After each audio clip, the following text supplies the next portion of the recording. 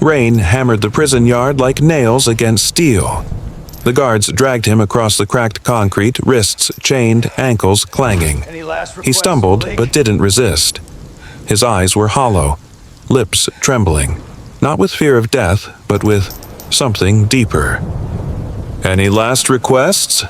The warden sneered, his voice sharp enough to cut through the thunder.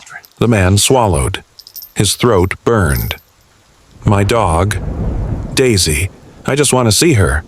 One last time." A pause. Laughter. The guards smirked, exchanging glances like wolves circling prey. "Your dog?" the warden scoffed, leaning in close.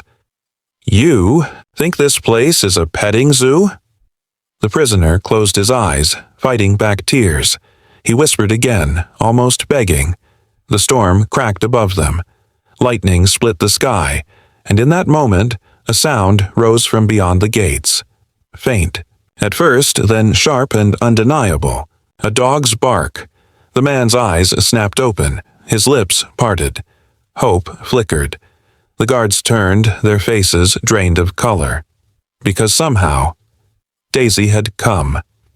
His name was Malik Carter, 40 years old, born in a small southern town that never forgave him for being who he was. His father had died young, his mother raised him on faith and work, and from the start Malik knew two truths. Life was hard, but love made it worth living. Malik wasn't rich. He never chased glory. He ran a small garage at the edge of town, repairing cars others had given up on. His hands were always stained with grease, but his smile was kind. People said he had patience. Patience for broken engines, for children who came around asking questions, and for a golden retriever puppy that had shown up at his door 10 years back, wagging her tail like she already knew she belonged. That dog was Daisy. From the day he found her, they were inseparable. She waited by the door each morning until he whistled, then bounded into the truck, her head out the window, ears flying in the wind. She'd curl on the garage floor while he worked, lifting her head every time a customer arrived as if to judge whether they deserved her master's kindness. And at night, when Malik sat on the porch with his mother, Daisy lay at his feet, her warm fur pressed against his boots. Sometimes his mother would hum gospel songs, her voice soft, and Malik would lean back with his eyes closed. Daisy's steady, breathing, keeping time. Those were his best hours, the quiet moments where life felt whole. But the cracks had always been there. People stared too long at him in the supermarket. Store clerks trailed him down aisles. Police cruisers slowed when he walked home at night. Strangers crossed the street when Daisy trotted happily by his side. He brushed it off. He told himself it was nothing, that he was imagining it. But he wasn't. He knew. And, late at night, when the world was silent and only Daisy's heartbeat kept him company, Malik would mutter the words he didn't dare say out loud. "Doesn't matter how good you are. To them, you'll never be enough." Still, life went on. Until one week, a week that began like any other, everything began to unravel. And Malik didn't know it then, but this was the last week life would ever feel normal. It began with a missing wallet at the diner. A white customer swore he'd seen Malik nearby.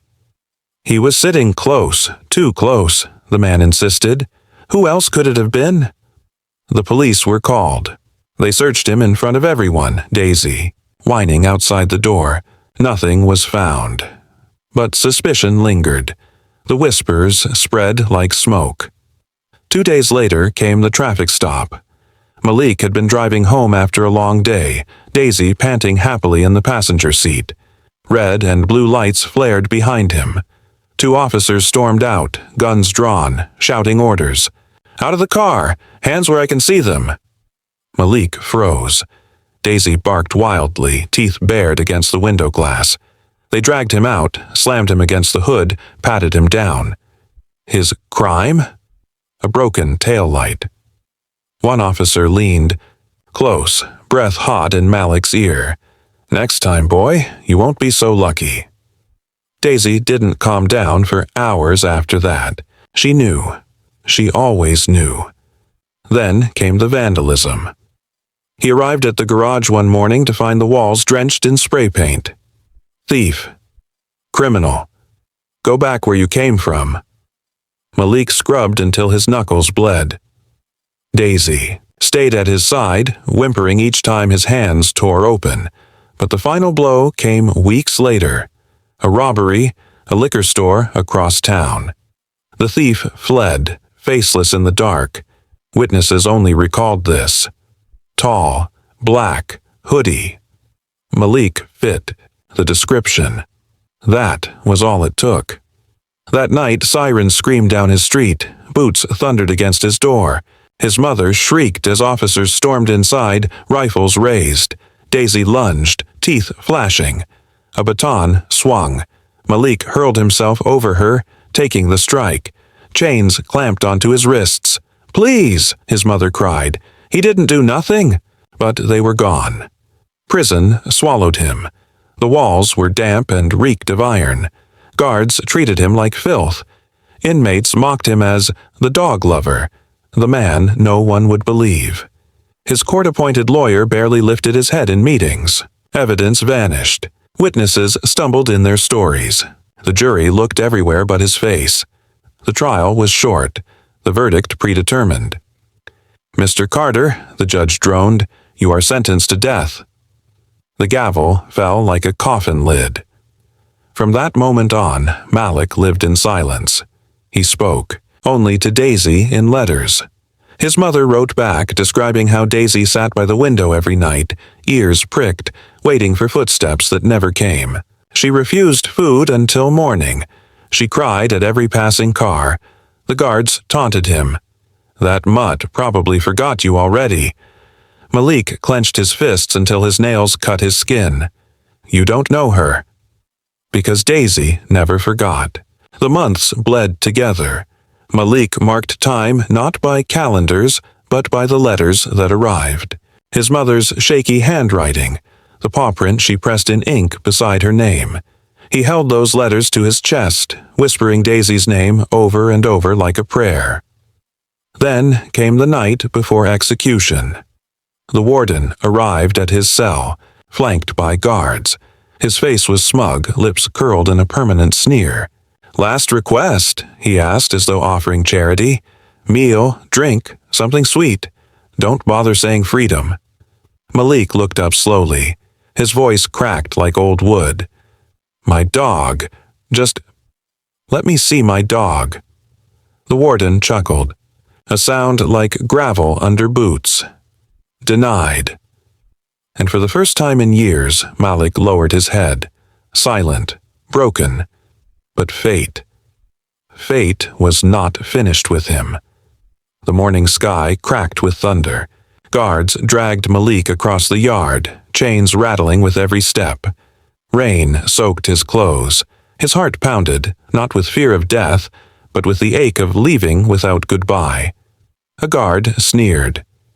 "Any last words?" Malik lifted his head. His lips trembled.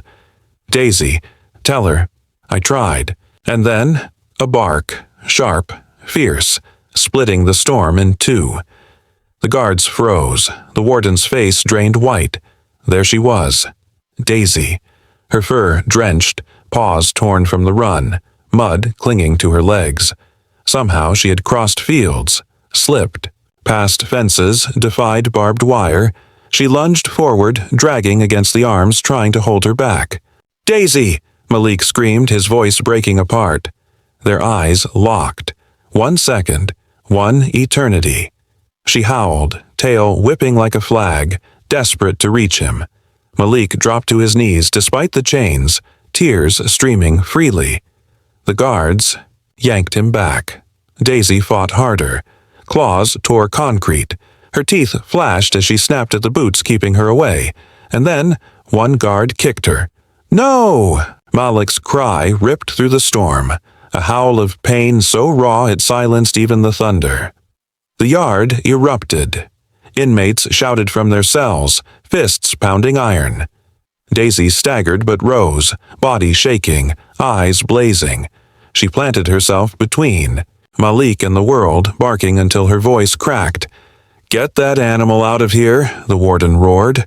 But Daisy would not move. She stood like a sentinel, declaring to everyone who watched, this man mattered. He was loved. And in that final moment, as guards dragged Malik toward death, he smiled through tears. Because Daisy had come. The next morning, the headlines were cold. Convicted criminal executed. A line of ink, nothing more, but whispers spread. Whispers of the dog, whispers of how she broke through fences meant to keep everything out, whispers of how she refused to leave the prison yard long after. Malik was gone. At the churchyard, his mother buried him. Daisy lay on the grave, ribs heaving, eyes hollow with grief. She would not eat. She would not move. People came, some in guilt, some in awe.